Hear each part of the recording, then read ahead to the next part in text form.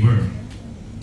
But before I start, of course, nakikita niyo po, sorry medyo matangkad lang. Ayun. Ito po yung aking family. Si mami po ay nandun, siya po yung dalawang anak ko ay nandun po sa kabilang room. So both of my sons are already in YFC right now. One is 15 years old and one is 13 years old. So kami po, as our favorite verse, as for me and my house, we will serve the Lord. Ayan po. So yun po yung napangako namin sa ating Panginoon that whatever happens, that we will going to serve the Lord. Yeah, kahit po may sakit, nilalagnat po ako ngayon, but of course, okay lang po. Kaya natin to. Wala namang problema. 40 minutes lang magsasalita dito. Wala pong matutulog kasi malaki boses ko. Baka akala nyo nag-earthquake na. Laki ng boses. Ayan po. Yung our topic po is today is it will keep on coming on these two verses po na ito. From Matthew 22:37 to 40. Can we read po? You shall love the Lord your God with all your heart, with all your soul, and with all your mind. This is the greatest and first commandment. The second is like it. You shall love your neighbor as yourself. The whole law and the prophets depend on these two commandments. Ayan po. So yan po yung ating topic for today. Yung ating Christian ideals, loving God and loving our neighbor. Ayan po. So, what is our greatest commandment? Di ba po naalala niyo po sa Bible, may nagtanong po kay Jesus Christ, ano po yung greatest commandment po natin? At ito po yung sinagot niya. Di ba po? Ito yung sinagot niya. He said, you should love the Lord your God with all your hearts, with all your soul, with all your mind, and this is the greatest for the first. And the second is loving our neighbors. So, eto pong dalawa na ito, para po silang alam niyo po yung dapat lagi po silang magkasama. Hindi niyo po siya pwedeng paghiwalayin. Di ba po? Hindi niyo po pwedeng sabihin na mahal niyo po ang Panginoon, pero hindi niyo po mahal yung neighbor po natin. Or mahal ko lang po yung neighbor ko, but hindi ko po mahal ang ating Panginoon. Hindi po sila pwedeng magkahiwalay. Sabi nga po dito, loving God and loving neighbor forms the inseparable core of a Christian life. Yun po. So, parang sinabi mo po na mahal ko po yung anak ko. Nangyayari po ba to? Mahal ko po yung anak ko pero hindi ko na mahal yung asawa ko. May ganon? Wala naman po sana, di ba? Siguro simple analogy po. Yan. Medyas. Pwede po ba tayo magsuot ng isang medyas lang? At lalabas na tayo ng bahay? Baka po meron yan, isa lang yung medyas. Napatingin ako kayo bro. Di ba po? Hindi po tayo pwedeng lumabas ng isa lang yung medyas, di ba po? Dapat magkasama siya. Or second, scissor. Pwede po ba tayong makagupit ng mga papel or something kung iisa lang po yan? Di ba po? Or much worse, sapatos. Sino po yung iisa lang ang sapatos dito? Baka po merong nag-iisang sapatos lang dito. So, yun po yung analogy niya, no? So, hindi po siya pwedeng paghiwalayin. Dapat po, kapag sinabi niyo pong mahal ko ang Panginoon, at dapat mahal din po natin yung neighbor po natin. Sino po ang mahal ang Panginoon dito? Mahihain? Wow, yan. Gusto ko maraming nagtataas ng kamay. Ang babait naman ng mga participant natin. Kasi mostly pag participant, gano'n lang. Nahihiya. Di ba po? So, dapat po ganun po tayo. Kung mahal po natin ang Panginoon, dapat mahal po natin yung neighbor kahit po, alam mo sa Pilipinas, di ba, yung umaga pa lang, nagchichismisan na. Di ba po? Umaga pa lang ang ingay-ingay na. Pero sabi ng ating Panginoon, kung mahal mo ako, kailangan mahal mo rin yung neighbor mo. Okay po? Dapat hindi po siya pwedeng paghiwalayin. And of course,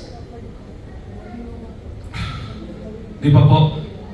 Kung nakita po natin yung module 1, ano po yung napansin natin sa module 1? It's about God's love. Di ba po? Who is Jesus Christ and repentance and faith. Ito po yung teachings na pinapaalam po sa atin kung gaano po natin kamahal ang ating Panginoon. Ngayon po sa module 2 naman po, ito naman po yung kailangan na i-response na ibigay natin sa ating Panginoon. Ito po yung hinihingi ng ating Panginoon. Sinasabi ng ating Panginoon, ganito ko kayo kamahal. Ano po yung tatlong sa God's love? Sa God's love. Sino po nakakaalala? Yung tatlong main topic po sa God's love.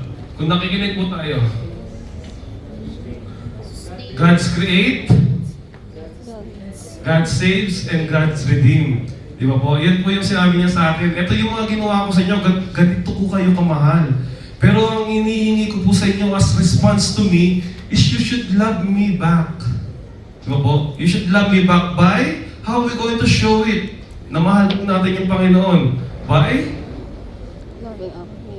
loving our neighbors, mga kapatid. So ito po, dapat po talaga siya ay magkasama. Hindi niyo po talaga pwedeng pag-iwalayin. So if you love God, it will be you're loving their neighbors also. And also, loving God is our highest ideal. Dapat ganito po tayo. Highest ideal. Sino po yung nangangarap ng magandang bahay po dito? O meron na, nakakamit na po?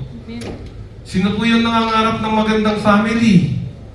Magandang kotse? Di ba po? Ayun, ang dami nagtaas doon. Anong kotse ba yan? Baka contractor yan bro ha? Ayan. Di ba po? So all of these materials are good. Hindi po ito masama. Hindi po masamang mangarap. Hindi po masamang mangarap ng isang mansyon sa Pilipinas. Di ba po? Pero wag po natin kakalimutan, they're all ideals. Di ba po? Ito po yung ideals natin. But also we should not think of those things na mas mataas po na ideal. Dapat po ang pinakamataas na ideal po natin na inaasam na pinapangarap is loving God. Dapat po, lagi po siyang nangunguna.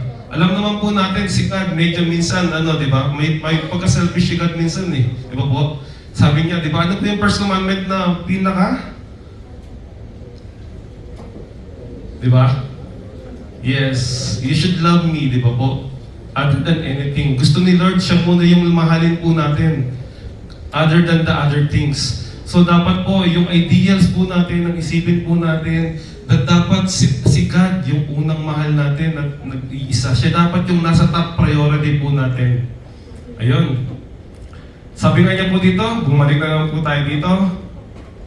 The first is this, Hear, O Israel, the Lord is our God.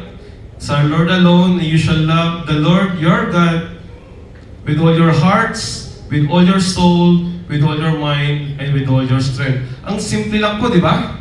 Na mahalin ng ating Panginoon. There are 4 things na sinasabi ng ating Panginoon kung paano po natin siya mamahalin. Of course, uunti-untiin po natin yung 4 na yon. Loving God with all your hearts. Ano ba ibig sabihin nun? Loving God with all our hearts.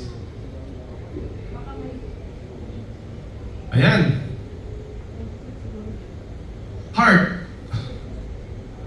Ito lang po yung meaning. Seat of intelligence and decision, and symbol of core of who man is. Diba po? Kapag sinabi po natin, sino po yung mga dito, yung sinasabi ko, mahal kita, galing sa puso. Diba po? Nung naliligawan po tayo, mga husband and wife, pero po bang mahal kita galing sa utak? Diba? Wala po, diba? Dapat nilagay po natin, kapag galing po kasi sa puso yung pagmamahal natin, it means malalim, real, di ba po? Dapat ganyan po natin ang mahalin ng ating Panginoon. And also, heart is a symbol of core of who the man is. Dapat po yan po yung nakikita po sa atin. Pag sinabi niyong puso, ibig sabihin kung yung mga action po natin, yan po yung nakikita sa atin ng Panginoon. Kung si God po yung nakikita sa ating Panginoon, di ba? Napakaganda po. Pwede pong pakitanong sa ating mga husband and wife, ano nakikita mo sa akin? Ano nakikita mo sa akin? Baka iba pala nakikita mo sa kanya. Di ba? Sure? Ingat lang po sa pagsagot ha. Baka mamaya. Ayan po. Dapat po, ang Panginoon po yung nakikita sa atin. Napakasarap po na maramdaman po, di ba?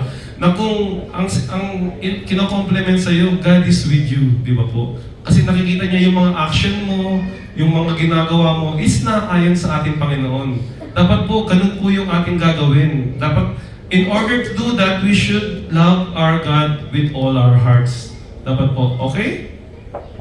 Next, to love God with all our heart means totally committed to Him. Mga kapatid. Diba? Dapat we should be committed to our Lord. Ayun. willing po tayong gawin lahat para sa ating Panginoon. Dapat po kapag sinabi ng ating Panginoon na umattend po kayo ng CLB next week, di ba po? A-attend po ba tayo? Ayan, parang ayaw na. Parang ayaw na. Di ba po? Kasi po ito po yung mga ginagawa natin. We should commit to God and we should be good, willing to do good things, mga kapatid. Hindi lang po yung paano ang tawag nito? Yung pakabig po. Dapat we should always give back sa ating Panginoon. Para po, Lord, para ang ating Panginoon ay makita sa ating mga buhay. Ayan. How do we put God's first and foremost in our life? Ito po, may konting ano lang po to. Mga 3 things lang po to. It requires decision to obey Him. Ay mga kapatid, I honor yung mga kapatid na, especially sa ating mga participant, na you give time sa ating CLP. Because this is a decision that you have made para po mapatunayan o maibigay sa ating Panginoon that you love Him. Because you came here in a CLP, it means you want to learn something, right? Yun po ba yung purpose? Bakit po kayo nandito? You want to know God, right? You want to know God. And of course, knowing God, you will also know how to serve Him and how to love Him. In the future things that you're going to do in our community, you will understand po na the loving God takes a lot of decisions and a lot of services para sa Kanya. Napakasarap po ng feeling, di ba? Na nakakatulong po tayo sa ating mga kakapwa. Especially, I honor yung mga service team. Kung nakikita niyo po sila, napakasaya po nila, nandito po kayo. Di ba po? Napakasaya po nila na umakaten po kayo ng CLP because they know that time will come that you're going to help others din po. Ano lang po yan eh, ano lang po yan, parang forward, pay forward, pay forward. Ganun po yung ginagawa natin dito sa community. Next is we need to develop a personal relationship with Him. Ayun. Meron po ba tayong mga personal relationship sa ating Panginoon ngayon? Sino po yung nagbabasa ng Bible? Sino po yung nagsisimba? Next is connected, spending time with God in prayer and scripture reading. Mga kapatid, kumusta po yung ating scripture reading? Ayan. Okay naman? Wala na sumasagot. Ayan, wala na sumasagot. Ayan, sino po nagbabasa ng Bible dito? Taas ng kamay, sino malakas ang kaloob? Ayun, si sis. Di ba? Ang galing. Kasi mostly, ng mga, quote ko lang yung Catholic, hindi po tayo talaga palabasa ng Bible. Let's admit it, hindi po tayo palabasa ng Bible. But there are other things po, na ways how we can learn yung ating Bible.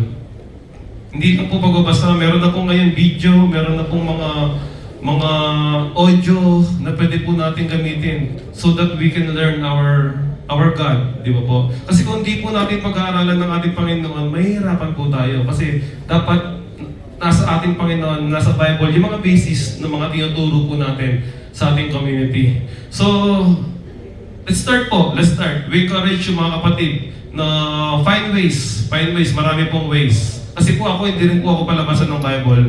Hindi po, kapag nagbasa po ako ng 1 page, next page tulog na ako. Ganun po ako kasi hindi po ako reader kasi. Pero pag ano po yan, kapag video po yan, kahit madaling araw, kaya ko yung tapusin, hindi po ako matutulog. So yun po, hanapin po natin yung yung kakayahan natin para matutunan natin ang ating Panginoon. Ayan. Ayun po. Next is loving God with all our minds and soul. Ayan. Kailangan hindi lang po heart. Dapat may mind and soul din. Ayan. So we love God with all our minds and with all our soul by keeping our minds clean and holy. Be free from evil and impure thoughts from Matthew 5:28. Ano ba ibig sabihin nito? Love God with all our minds and keeping our minds clean and holy. Ayan. Sino po yung mapag-isip ng masama dito? Ayan, walang aamin. Walang aamin. Walang aamin. Sabi nga po niya dito sa Matthew 5, verse 27, sabi po dito sa mga, mostly this is for men, but I don't know about women. Ito po yung sabi niya, if you think badly to a woman, badly means in a sexual way, you already committed adultery. Alam niyo po ba yan? Kahit wala po kayong ginagawa, tinignan nyo lang po yung kapatid natin at hindi po magandang tingin nyo, you already committed adultery. Nakasulat po yan from sa Matthew chapter 5 verse 27. So dapat po mga kapatid, itong mga bagay po na ito, tanggalin po natin sa ating buhay. Dapat imbis na negative, imbis na masama po yung isipin natin, linisin po natin yung mga isip natin. Dapat isipin po natin kung paano tayo makakaserve, kung paano po tayo makakatulong sa ating mga kababayan. Especially ngayon, di ba po, napakaraming kalamidad sa Pilipinas. Parang parang unlimited yung di ba? Unlimited yung mga disaster sa Pilipinas na nangyayari. Hindi ko po alam ano nangyayari sa Pilipinas. Kakalindol lang sa Cebu, ngayon meron na naman sa Davao. Grabe po. So, but these people needs our help. Of course, we should always think nung makakatulong po sa kanila. Ayun po. Next, free from uncharitable thoughts. From Matthew 7, 1 to 5. Sabi po dito, judge not so that you will not be judged. Jesus asked why you should notice the small splinter or speck on the brother's eye while ignoring your large plank and logging into your own. Di ba? Yan po yung mangyayari sa atin Di ba po? Lagi po tayong nakatingin sa ibang tao. Pero yung sarili po natin, hindi po natin nakikita. Puna po tayo ng puna sa mga ibang tao. Di ba po? Pero yung sarili po nating muta, yun yung Tagalog ng plank yata di ba po? Muta. Yung sarili po nating muta, hindi natin nakikita. So mga kapatid, tanggalin po natin ito. Tanggalin po natin ito sa mga isip po natin so that we can clean our mind and our soul. Ayan. Free from suspicion that entrance relationship. Ayan. Sino po yung mahilig dito, magsuspetsya? Naliit lang si Mister. Pinag-iisipan na ako saan pumunta. Wala? Oh, ang babait talaga ng 2B1. Grabe! Ang babait ng 2B1. Let's clap our hands. Diba? Walang nag-iisip. Kahit kung nag-overnight kaya. Siguro pang 1 hour lang, baka na-traffic lang, di ba? Pero kung overnight, baka pag-isipan na. So, ito po mga kapatid, remove po natin itong mga suspicion kasi po ito po yung nagiging trigger kung bakit po tayo nagkakasala, di ba? Isip tayo ng isip pero hindi po natin alam, di ba? Nagtatrabaho lang pala si Mr. or si Mrs. sa office, di ba po? So, or na-traffic lang pala, di ba? Tapos isip na tayo ng isip ng masama sa ating asawa. So, let's try to remove po yung mga ganitong mga mindset. Yan. Free from worries, knowing that God will take care of us. Ayan. Dapat ganyan po tayo mag-isip. Dapat, we should always think na tutulungan po tayo ng ating Panginoon. I know, marami po tayong mga struggles, di ba po? Financially, sa relationship, and other things sa buhay. But we should always think of God will going to take care of us. Ito po yung mga kailangan natin so that we can love God with all our minds and our soul. Ayan. So, last na lang. So, we can love God with all our soul by being at the disposal of God for His purpose and by thinking of ways to serve God. Ayan. So, I really appreciate yung ating service team because they're always in your disposal, di ba? May humingi po ba ng kape kanina? Ang bibilis ng service team, di ba? May humingi ng tubig, ang bibilis ng service team. Di ba po? Ganyan po nila kayo kamahal. Ganyan po kayo nila kamahal na they're at your disposal. Kasi they're serving God. They're not serving you. Yes, they're serving you physically, but in their hearts and in their mind, they're serving God. Kasi kapag kayo po ay gumraduate sa ating community, how many? 10, bro? 10. There are 10 couples po ngayon, di ba, na ating participant. No, we are very happy mga kapatid na makakasama po namin kayo sa community when the time comes na makagraduate na po kayo. And of course, that journey, magkakasamahan po tayo sa mga journey po natin sa ating community and we will serve God together. Di ba, napakasarap? Kung ganyan po sa Pilipinas, di ba, yung lahat po ng tao dito sa UAE, mga Pilipino, di ba, magkakasama po tayo, nagsaserve ng ating Panginoon, di ba po? Just imagine that ideals because we all love God and of course that we will love our neighbor. Okay po? Okay pa kayo? Hindi pa kayo naantok? O tulog na? Wala na sumasagot. Kanina may sumasagot pa. Ngayon wala na. Sa laki ng boses ko na to, nakakatulog pa rin kayo. Ayan. Okay po, continue. Loving God with all our strength. Ayan. Loving God with all our strength. Ayun po, loving God with all our strength, ibig sabihin hindi lang po yung pag-iisip, hindi lang po yung mind, hindi lang po yung heart, hindi lang po yung ating soul. Dapat po physically, we are serving God. Tulad po ng ginagawa natin ngayon. Because pumunta po kayo, physically you came here. But still, you're serving our God. Diba po? Magandang example po nito is... sorry, ba't nawala?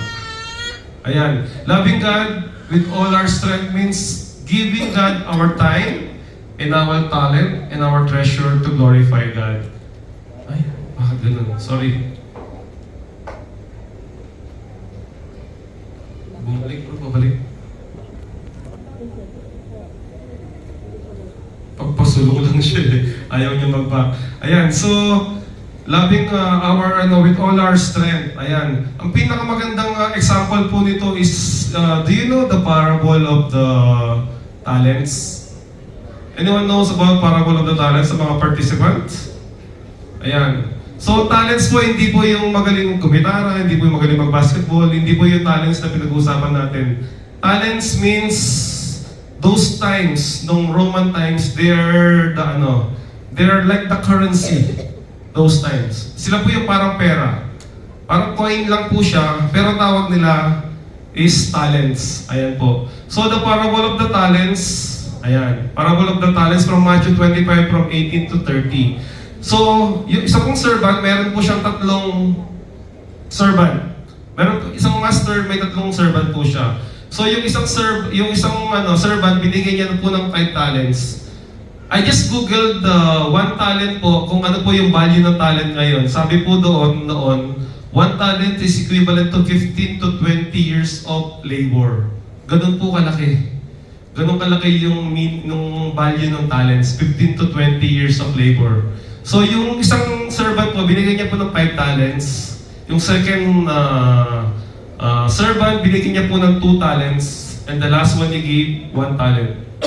Ayun po. So sabi niya, bibigyan ko kayo ng mga talents, aalis ako, pagbalik ko, ibalik niyo sa akin. Parang ganun. So, what the first, ano po yung ginawa ng unang servant? So, binigay niya po sa bangko, ginawa niya po for business. Okay po? Tapos, yung bumalik, naging double po yung pera niya. So, naging 10 talents na po. Ganun din po dun sa second.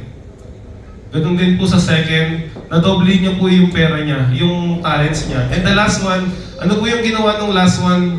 Dahil po takot siya dun sa boss niya, inukay niya po sa lupa at tinago niya. So, meaning, wala po siyang ginawa. Di ba po? Wala po siyang ginawa. So, pagbalik ng master, anong ginawa ng master? Kinuha niya po. Sabi ng first, nag-isang po na yung aking talents. Sabi niya, good. Napakaganda, di ba? Tapos pangalawa, naging 4 na. So masaya yung master. Tapos nung dumating na tong pangatlo, binigay niya, sabi niya, Master, I know you're a hard person, takot ako sa'yo, kaya ang ginawa ko, tinago ko. So, tapos binibigay niya yung isa lang. Di ba po? So anong sinabi ng servant? Ayun, nakikita ka lang hindi. Di po nakikita. Sabi niya po dito, therefore, take the talent from him and give it to him who has the 10 talents. For to everyone who has, more will be given, and he will have abundance. But for him who does not have, even what he has will be taken away. And cast the unprofitable servant into the outer darkness. There will be weeping and gnashing of teeth. Ganun po, mga kapatid. Binigyan po tayo ng talent ng ating Panginoon. Binigyan niya po tayo ng lakas. Binigyan niya po tayo ng mga graces sa ating buhay. Ang ibig sabihin po, kung hindi po natin ito gagamitin to praise our Lord, ito po yung mangyayari sa atin. Wala na nga po tayo. Isa na lang yung binigay niya sa atin. Example lang po, isa lang yung binigay niya sa atin. Tapos hindi pa natin gagamitin to worship our God or to give glory to God. Yan po yung gagawin sa atin ng Panginoon. Dadalhin niya po tayo sa outer darkness where there is weeping and gnashing of teeth. Napakasakit, di ba po? Napakahirap. So what God is trying to do, God is trying to tell us, we have our strength, mga kapatid. we should always use this strength para to glorify our Lord. Kung meron po kayo natatagong talents yan, I mean, talent, mag-gitara, or mag-serve or anything, huwag po natin itago. We should use those talents para po makapag-serve sa ating Panginoon. Let's continue to serve our God. Okay po? Okay ba kayo? Konti na lang po to. Our perfect models for loving God are Jesus and Mary, di ba po? Yung kanila pong pagmamahal sa ating Panginoon. Yung pagmamahal ni Mary kay Jesus, sa kanyang anak, and yung pagmamahal ni Jesus kay Mary. Dapat po, ganun po yung ating model. Sila po yung pwede natin gawing model on how we can love our God. Ayun. How about this? Loving our neighbors. Tapos na tayo sa loving God. Loving our neighbors. Sino po yung galit sa sarili? Wala? Wala naman po. Wala naman depressed dito. Nagalit sa sarili. Sabi kasi po dito, loving our neighbor as ourselves. Kasi po kung galit po tayo sa sarili natin, mahirapan po tayong mahalin yung ating neighbors. Kasi dapat mamahalin po natin yung mga neighbors natin as we love ourselves. Di ba po? Ayun. Ito na po. Yung the same quote po kanina. You shall love your neighbor as yourself. The whole law and the prophet depends on these two commandments. Ayan. So yan po yung kailangan po natin gawin. You should love our neighbor. First question, sino po yung neighbor natin? Question? Pasensya na po, pinapawisan ako. Ito pala yung magandang gamot sa lagnat eh. Mag-talk ka. So lumabas na yung init ng katawan ko. Ayan. So, sino po yung neighbor natin?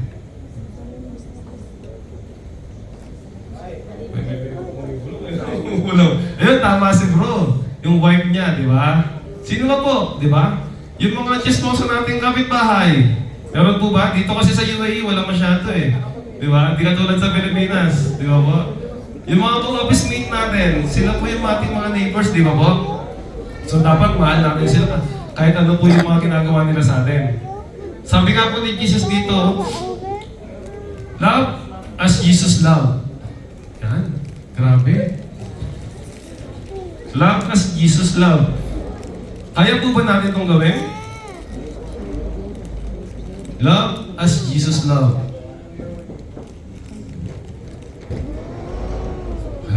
Wala na akong kausap. Pasensya na kayo ha, wala na akong kausap. Ayan, love as Jesus loved. Sabi po niya dito, I give you a new commandment. Love one another as I have loved you, so you also should love one another. So sabi nga po kanina, hindi tayo pwedeng sabihin natin yung mahal po natin yung Panginoon, pero hindi natin mahal ang ating mga kapitbahay. Of course, sino po yung ating neighbor? First is our family. Yung ating wife, our children, di ba po? Yung ating colleagues, sa ating community. We should love one another. Di ba po? Sabi nga ni Lord kanina, sabi niya po dito, love one another as I love you, so that you should love one another. Hindi po ito option na binibigay ng ating Panginoon. Hindi po ito request na binigay ng ating Panginoon. Ito po ay commandment. Commandment, it means, it is utos, di ba po? Commandment.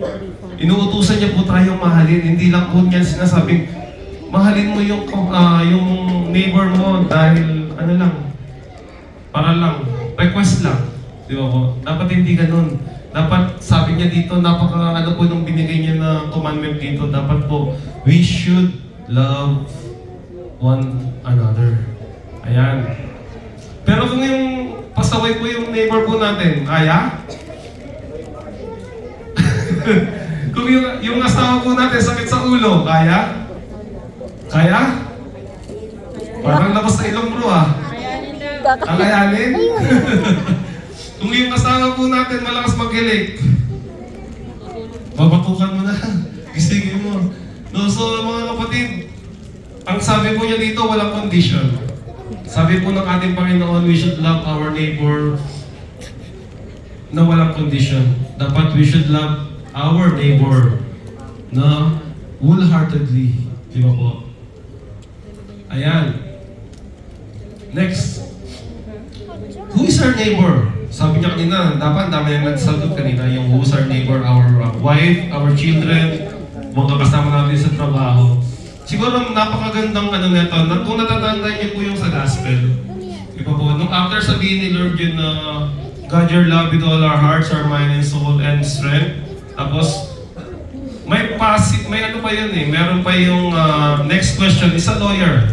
Yung lawyer, actually lawyer yung nagtanong na yun. Meron pa siyang follow-up question. Ang follow-up question po niya is, who is our neighbor?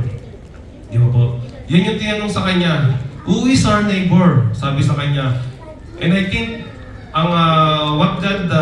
what Jesus said there is the parable of a good Samaritan. Yan po yung sinagot niya.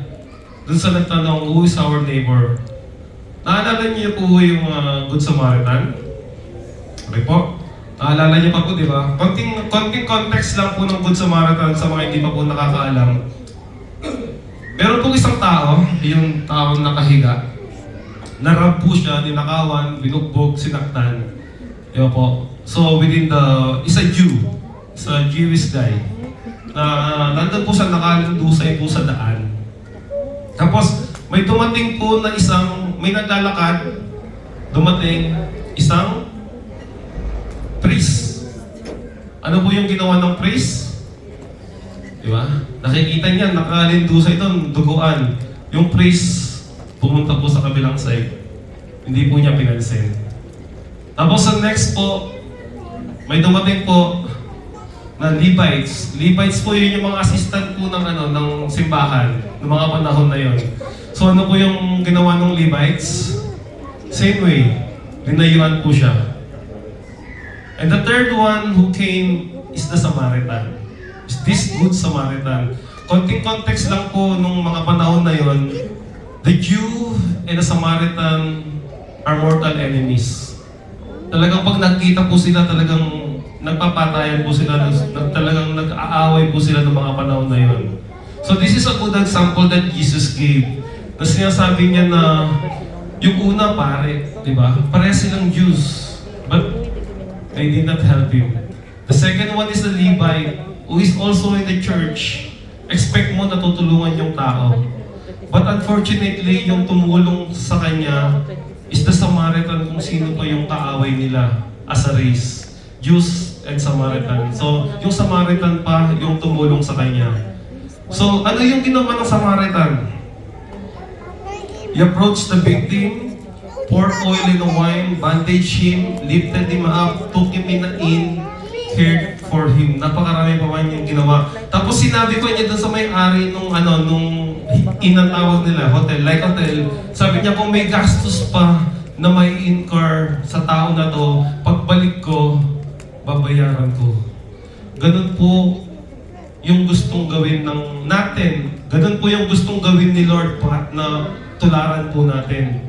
Na even doon na yung mga kapatid po natin, sometimes na nagkakasala po sa atin, sometimes ginagawan po tayo ng masama, dapat po gayahin po natin yung Good Samaritan. Dapat po ganun pa rin po yung reply natin na gawin natin sa ating mga kapatid.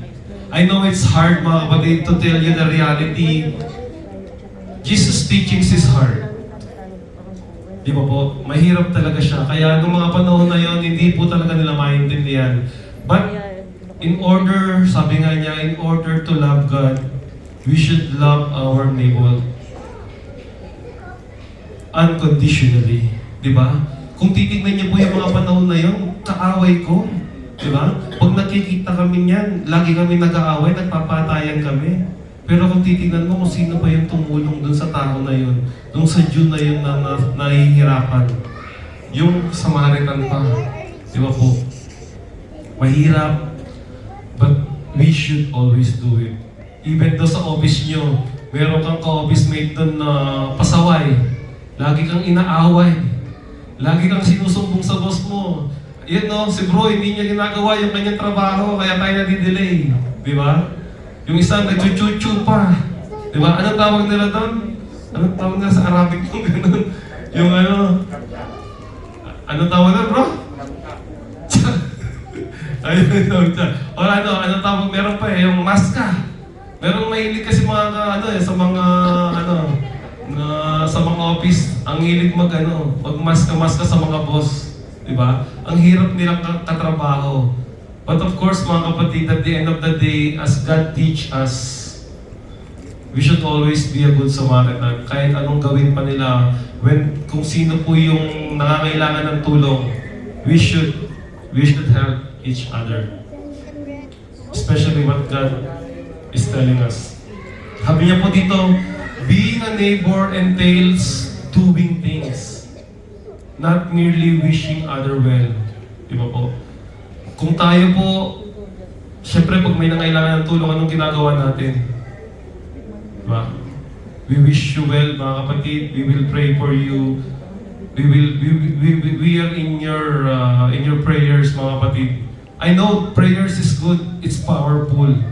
But pero kung yung tao nangangailangan ng financial support or kailangan ng care mo, ng time mo, we should also give other things. We should do things as an action, not only prayers. I know prayers is powerful, wala po akong problema sa prayers. But sometimes, yung isang kapatid po natin, mas kailangan niya po yung tao na makikinig lang sa kanya. Ibibigay mo lang po yung time mo sa kanya. Yun po yung mga importanteng kailangan po natin. Minsan po, kailangan po natin ng action to help our fellow, our brethren, mga kapatid. So sometimes we should do things like this guy did, the Good Samaritan, so that we can tell God that we love our neighbor. Okay po? Almost done na po. The question is the $1 million question, mga kapatid. Am I being neighbor to others? Nagiging neighbor ba ako sa mga taong nakapaligid po sa atin? Nagiging neighbor po ba ako sa mga ka-office mate po natin? Nagiging neighbor po ba ako sa mga taong nakakasakit sa atin? Question, mga kapatid, when is the last time that you have someone that you don't know? Ito pong instance na to, actually, it was asked to me by my boss long time ago. Kasi minsan nag-uusap kami. He's a good boss, mabait po siya, he's an Australian. Tinanong niya po ako na itong same question na ito. I was in the community that time, I think I was a member or household leader. Sabi niya, Jay, when is the last time you have someone that you not know? Unfortunately, wala po akong masagot. Kasi mostly nang tinutulungan po natin, yung mga kakilala po natin, yung mga taong malapit po sa atin, di ba po? Kailan po tayo huling tumulong ng mga taong nangihingi po ng tulong sa labas? Kailan po tayo nangihingi ng tulong, yung nakasabay mo lang sa taxi, mas kailangan niya yung taxi nung oras na yun at binigay mo yung taxi sa kanya? Di ba po? Yung mga maliliit na bagay. When is the last time? Let's ponder about this, mga kapatid. Isipin po natin, kailan po tayo huling tumulong sa mga taong hindi po natin kakilala. Kasi mostly tumutulong po tayo talaga yung mga close lang po natin, di ba? Pero napakasarap pong isipin na tumutulong po tayo even those sa mga tao na hindi natin kakilala, na wala po tayong relationship, na alam natin na hindi po babalik yung tulong na binigay natin. Di ba po? Yun po yung tunay na pagtulong sa ating mga neighbors. I know we have our brothers and sisters dito sa community, and that is good, and that is nice, that is good, pleasing to our eyes, in the eyes of the God. But sometimes, when we help others, di ba po, yung hindi talaga natin kailangan, there are so many instances na ako po yung tinulungan ng mga taong hindi ko po kakilala. There are instances that time that my car broke up. Wala siyang, naubusan ng battery sa gitna ng daan. Hindi ko po alam ang gagawin ko. But there is just this guy. Itong kay na to, ibang lahi po siya. I don't know what is his nationality, but he's an Arabic guy. He just approached me without me asking. Sabi niya, you need help? I have a jumper there. I will jump your car para makabili ka ng battery. So mga ganong bagay. Sometimes kasi, inihintay pa natin na mangingi ng tulong yung mga kapatid natin, yung mga taong nakapaligid sa atin. Di ba? Napakasarap po na tumulong na hindi na kailangan ng na humingi ng kapatid natin. Napakasarap po tumulong na ikaw yung mismong nag-i-initiate ng tulong, mga kapatid. This is what God is asking us today. Na sana, even though yung mga kapatid natin, alam natin na nahihiya. Sometimes kasi, napakahirap po humingi ng tulong, di ba? Di ba? There are times also in our life that we are at the rock bottom of our financial stage. Pero hindi po ako tumutulong, humihingi ng tulong. But unfortunately po, yung community po natin, alam po ito, yung mga pinagdadaanan po natin. Sila po mismo yung gumagawa ng paraan so that they can give help to us.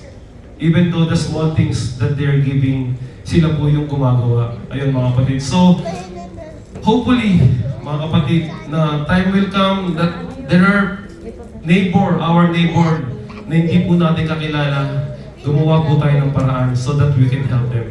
Agree? Amen? Okay po. See? Conclusion na, di ba? Ayan. Loving God and loving neighbors have been linked to a vertical and horizontal part of the cross, and one direct upward to God, while the other one direct horizontal towards our fellow men. When I saw this passage, this sentence, napakaganda po, di ba? I changed the way I look at the cross. This symbolizes how we should love God and our neighbor. Sabi nga niya po dito, yung pataas po ng cross, yun po yung pagmamahal natin sa ating Panginoon. Pero yung pahalang po ng cross, dapat po, yun po yung pagmamahal natin sa ating mga neighbor. Kaya hindi po talaga siya dapat pinaghihiwalay. It should always be together and separable yung ating pagmamahal sa ating Panginoon at yung pagmamahal sa ating kapwa. So when we look at the cross, we should always remember how we love God and how we love our neighbors, mga kapatid. And I just want to include these little passages from Pope Francis. To love God, our neighbors, is something abstract but profoundly concrete. It means seeing in every person's face of the Lord and to serve Him concretely, and your dear brothers and sisters in the face of Jesus. The joy that you have really received from God, please really give away. So many people are waiting for it. So many are waiting for it from you. Yun po yung sinasabi ko kanina from our Pope Francis. Di ba po? Yung mga nakuha niyo pong mga blessings before na free, we should also give freely to other person because we don't know who's waiting for it na galing po sa inyo. And also the first one, sana makita po ng bawat tao na nakapalibot po sa atin ang Panginoon sa mga mukha po natin.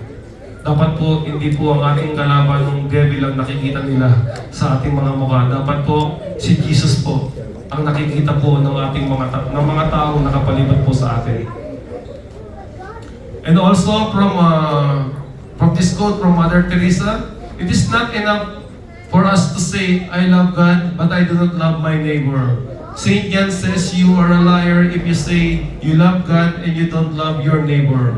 How can you love God whom you not see if you do not love your neighbor whom you see? Whom you touch, whom you live. Diba? Napakaganda. Paano mo masasabi na mahal mo ang Panginoon? Yung Panginoon nga hindi natin nakikita eh. Tapos sasabihin mo, hindi ko mahal ang aking mga neighbor. Ayun yung mga tao na nakikita mo, natatouch mo, yung nakakasalamuha mo. Di ba po? And next, it's to show great love for God and our neighbor. We did not do great things. It is how much we put into doing that makes our offering something beautiful for God. Hindi po natin kailangan ng extravagant lagi yung pagtulong. Yung simple lang po na inupuan mo yung kapatid mo na nangangailangan ng kausap. It is already a big thing for them.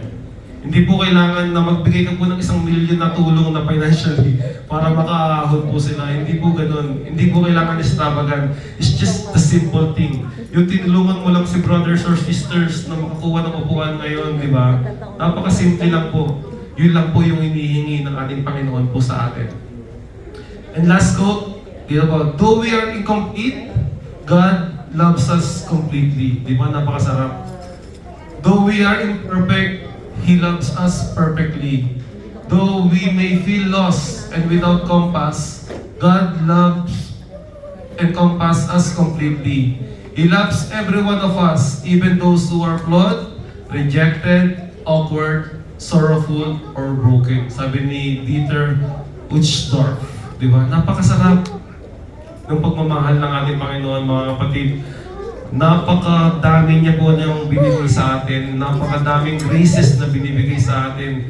The only thing is, if we love God and we love our neighbor, it will open up our eyes. It will open up our eyes so that we can see these graces na binibigay sa atin. Mga simpleng bagay, sometimes nung hindi wala pa po kayo sa community, hindi nyo po ito nakikita. But those small graces na hindi nyo nakikita dati, now we should always see them. Yung simpleng kind-hearted na ginawa sa atin ng ating kapatid today or tomorrow, maliliit na bagay po. Yung pinag-pray lang po niya tayo. Yung tinulungan lang po niya tayo sa isang documents or tinulungan lang po niya tayo makapunta dito. Yung nag-invite po sa inyo, papunta po dito sa CLP na ito. It's a small things in our eyes. But for God, mga kapatid, it's a very big thing. Because this is the start of you knowing God. This is the start of you loving more God and loving our neighbors, mga kapatid. And for that, mga kapatid, may God be praised. Maraming salamat po.